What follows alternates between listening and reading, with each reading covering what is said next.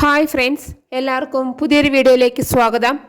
വിശാൽ പ്രഭാവതിയോട് പറയും, ഞാൻ വിവാഹം ചെയ്യാൻ പോകുന്ന പെൺകുട്ടിക്ക് ഒരു മാനക്കേടും വരാതെ നോക്കേണ്ടത് എൻ്റെ കടമയാണെന്ന് അമ്മ പറഞ്ഞു. പാർവതിയെ ഞാൻ വിവാഹം കഴിച്ച പെൺകുട്ടിയല്ലേ. പാർവതിക്ക് ഒരു മാനക്കേടും വരാതെ നോക്കേണ്ടത് എൻ്റെ കടമയല്ലേ. അതല്ലേ ഞാൻ ആദ്യം നോക്കേണ്ടത്. ഇത് കേൾക്കുമ്പോൾ ഗാർഗി പറയും, ബ്രോ പറഞ്ഞത് 100% ശരിയായതുകൊണ്ട് നമ്മൾ ആരും ഇതിൽ ഇടപെടണ്ട. പാർവതിയും ജാസ്മിനും കൂടി തീരുമാനിക്കട്ടെ.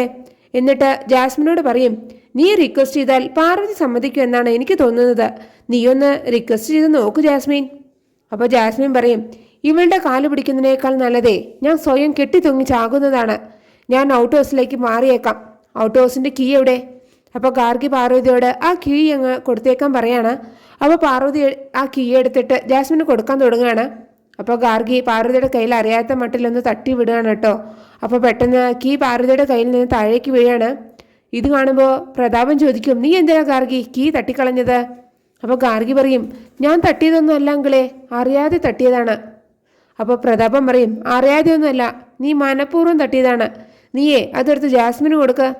അപ്പോൾ ഗാർഗി പറയും, എനിക്ക് കുറച്ച് ദിവസമായിട്ടേ നല്ല നടുവേദനയാണ്, കുഞ്ഞാനൊന്നും പറ്റില്ല അങ്കിളെ. എന്നിട്ട് ജാസ്മിനോട് പറയും, നീ ആ കീ എടുത്തിട്ടേ ഔട്ട് ഹൗസിലേക്ക് പോയിക്കോ. ഇത് കേൾക്കുമ്പോൾ ജാസ്മിൻ മനസ്സിൽ പറയും, ഇവളിത് മനഃപൂർവ്വം ചെയ്തതാണ്, ഞാൻ പാർവതിയുടെ കാലിൽ വീണു എന്ന് വരുത്തി തീർക്കാൻ. അപ്പോൾ ജിതിൻ പറയും, കീ ഞാൻ എടുത്തോളാം. അപ്പോൾ വിശാൽ പറയും, ഏയ് ജിതിൻ, നോ. പാർവതിക്ക് മുന്നിൽ ഒരു നിമിഷം പോലും തലകുനിക്കാൻ വയ്യാത്തത് കൊണ്ടല്ലേ ജാസ്മിൻ കീ എടുക്കാത്തത്. അതെ, അഹങ്കാരത്തിൻ്റെ ലക്ഷണമാണ്. അഹങ്കാരികളെ എനിക്കിഷ്ടമല്ല. അങ്ങനെയുള്ളവരെ ഞാൻ ഔട്ട് ഹൗസിൽ പോലും താമസിപ്പിക്കില്ല. അപ്പോൾ ജാസ്മിൻ പാർവതിയെ കൊണ്ട് കാലിൽ പാദസരടിയിച്ചത് ഓർക്കുകയാണ് കേട്ടോ. അപ്പോൾ ഗാർഗി പറയും, വേഗം എടുത്തു ജാസ്മിൻ, എടുക്കുമ്പോഴേ പാർവതിയുടെ കാലൊന്ന് തൊട്ട് വന്നിച്ചേക്ക്, നിനക്ക് പുണ്യം കിട്ടും. അപ്പോൾ ജാസ്മിൻ ആ കീയും എടുത്ത് ലഗേജും കൊണ്ട് ജാസ്മിനും ജിതിനും കൂടെ ഔട്ട് ഹൗസിലേക്ക് പോവാണ് കേട്ടോ. എന്നിട്ട് ഔട്ട് ഹൗസിലേക്ക് പോയിട്ട് ജാസ്മിൻ അവിടെയുള്ള സാധനങ്ങളൊക്കെ എടുത്ത് എറിയാണ്. എന്നിട്ട് ജിതിനോട് പറയും, ഇവിടെ വന്ന് കിടക്കാൻ ഞാനെന്താ പിച്ചക്കാരിയാണോ? എന്താണ് അവൾ വിചാരിച്ചത്? അപ്പോൾ ജിതിൻ പറയും, തൽക്കാലം ഒന്ന് അഡ്ജസ്റ്റ് ചെയ്തേ പറ്റൂ ജാസ്മിൻ. ഇവിടെ താമസിക്കാൻ പറ്റില്ല എന്ന് നീ പറഞ്ഞാൽ ഇവിടെ നിന്ന് പൊയ്ക്കോ എന്ന് അവർ നിന്നോട് പറയും. ഇവിടെ നിന്ന് ഒരിക്കൽ ഇറങ്ങിയാൽ പിന്നെ തിരിച്ചു കയറാൻ പറ്റില്ല നിനക്ക്. അത് നീ ഓർക്കണം. ഒരു പ്രതിഷേധവും കൂടാതെ നീ ഇവിടെ കഴിഞ്ഞാൽ അവർക്ക് നിന്നോട് സഹതാപം തോന്നി തുടങ്ങും. അങ്ങനെ ആ വലിയ വീട്ടിലെ മരുമകളാക്കാൻ നിനക്ക് പറ്റും. ആ പാർവതി ഇങ്ങോട്ട് കെട്ടിക്കാനും പറ്റും. നാളത്തെ നേട്ടത്തിന് വേണ്ടി നീ ചെറുതായി ഒന്ന് അഡ്ജസ്റ്റ് ചെയ്തേ പറ്റും മോളെ. എന്നിട്ട് ജിതിനും ജാസ്മിനും കൂടെ ഔട്ട് ഹൗസ് വൃത്തിയാക്കാണ് കേട്ടോ. അപ്പോഴാണ് ജാസ്മിന് അവിടെ നിന്ന് ഒരു ചെറിയ ബോക്സ് കിട്ടുന്നത്. ജാസ്മിൻ ആ ബോക്സ് എടുത്ത് വലിച്ചെറിയാണ് കേട്ടോ. എന്നിട്ട് പറയും, ഇതുപോലെ ആ പാർവതിയെയും ഞാൻ വലിച്ചെറിയും. എന്നിട്ട് അവിടെയുള്ള പഴയ സാധനങ്ങളൊക്കെ വലിച്ച് പുറത്തേക്ക് ഇടുകയാണ്. അത് കണ്ടുകൊണ്ട് വരുന്ന പാർവതി ചോദിക്കും, എന്തിനാണ് നീ ഈ സാധനങ്ങളൊക്കെ എടുത്ത് പുറത്തേക്ക് എറിയുന്നത്? അപ്പോൾ ജാസ്മിൻ പറയും, ഈ പഴയ സാധനങ്ങൾക്കിടയിൽ ചടഞ്ഞുകൂടി കിടക്കാനേ ഞാൻ എലിയൊന്നുമല്ല. എന്നെ ഇങ്ങോട്ട് പറഞ്ഞു വിടുന്നതിന് മുമ്പ് ഇതൊന്നും വൃത്തിയാക്കി ഇടാനുള്ള മര്യാദ പോലും നിങ്ങൾക്കൊന്നും തോന്നിയില്ലല്ലോ. അപ്പോൾ ഗാർഗി പറയും, 2 കൈയില്ലേ നിനക്ക്, തന്നെ അങ്ങ് വൃത്തിയാക്കിയാൽ മതി. അപ്പോൾ ജാസ്മിൻ പറയും, 2 എണ്ണത്തിനെയും ഞാൻ ഈ ജാസ്മിൻ ആരാണെന്ന് കാണിച്ചു തരുന്നുണ്ട്. അപ്പോൾ ഗാർഗി ചോദിക്കും, നീ എന്ത് ചെയ്യാനാണടി? മുട്ടാൻ വരുന്നതേ ഗാർഗിയോടാണെന്ന് നീ ഓർക്കണം. പാർവതിയെ പോലെ അല്ല ഈ ഗാർഗി. ഇത് കേട്ട് ജാസ്മിൻ ഗാർഗിയെ തല്ലാൻ കയ്യോങ്ങാണ് കേട്ടോ.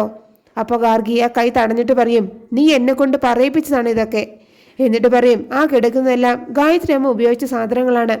ഗായത്രി അമ്മ ആരാണെന്ന് അറിയില്ലേ? വിശാൽ ബ്രോയുടെ സ്വന്തം അമ്മ. ആ അമ്മ കഴിഞ്ഞിട്ടേ ഈ കുടുംബത്തിൽ ആർക്കും സ്ഥാനമുള്ളൂ. ഈ കുടുംബത്തിൽ നിന്നേക്കാൾ വില ഗായത്രി അമ്മ ഉപയോഗിച്ചിരുന്ന ഈ സാധനങ്ങൾക്ക് തന്നെയാണ്. ഇതൊക്കെ എടുത്ത് അതേ സ്ഥാനത്ത് തന്നെ കൊണ്ടുവച്ചിട്ട് മനസ്സിൽ ഗായത്രി അമ്മയോട് ഒരു സോറിയും കൂടെ നീ പറയണം. ഇത് കേൾക്കുമ്പോൾ ജാസ്മിൻ ചിരിച്ചുകൊണ്ട് പറയും, ജീവിച്ചിരിക്കുന്നവരോട് പോലും സോറി പറഞ്ഞ് ശീലമില്ലേ ഈ ജാസ്മിന്, പിന്നെയല്ലേ ചത്തുപോയവരോട്. ഇത് കേൾക്കുമ്പോൾ ഗാർഗി പറയും, കുറച്ചുകൂടെ മര്യാദയുടെ ഭാഷ നീ ഉപയോഗിക്കണം. അപ്പോൾ ജാസ്മിൻ പറയും, നീ എന്താ എന്നെ മര്യാദ പഠിപ്പിക്കാൻ വന്നതാണോ? വിശാലിൻ്റെ അമ്മേ നിനക്ക് ദൈവമായിരിക്കും, പക്ഷേ എനിക്കങ്ങനെയല്ല. അപ്പോൾ ഗാർഗി ജാസ്മിനെ തല്ലാൻ കയ്യോങ്ങാണ് കേട്ടോ. അപ്പോൾ പാർവതി പറയും, വഴക്കിനൊന്നും പോകണ്ട ഗാർഗി, പറഞ്ഞാൽ മനസ്സിലാകുന്നവരോട് പറഞ്ഞിട്ടേ കാര്യമുള്ളൂ, അല്ലാത്തവരോട് പറയാൻ പോകണ്ട. അപ്പോൾ ജിതിൻ ജാസ്മിനെയും വിളിച്ചുകൊണ്ട് അവിടുന്ന് പോവുകയാണ് കേട്ടോ. എന്നിട്ട് ഗാർഗിയും പാർവതിയും കൂടെ ആ സാധനങ്ങളൊക്കെ പറക്കിയെടുത്തു കൊണ്ടുവയ്ക്കുകയാണ്. അതേസമയം പ്രഭാവതി ഗോപിനാഥന് മരുന്നൊക്കെ എടുത്തു കൊടുക്കുകയാണ് കേട്ടോ. എന്നിട്ട് പറയും, ഗോപിയേട്ടാ പുറമേ നിന്ന് നോക്കിയാലേ പ്രഭാവതിയെ പോലെ ഒരു ഭാഗ്യവതി ഇല്ല എന്ന് തോന്നും. പക്ഷേ എൻ്റെ മനസ്സിൽ തീയാണ്. അത് അവർക്കറിയില്ലല്ലോ. എൻ്റെ മകൻ, ഗോപിയേട്ടൻ്റെ മകൻ എന്നൊരു വേർതിരിവ് ഞാൻ ഇതുവരെ കാണിച്ചിട്ടുണ്ടോ?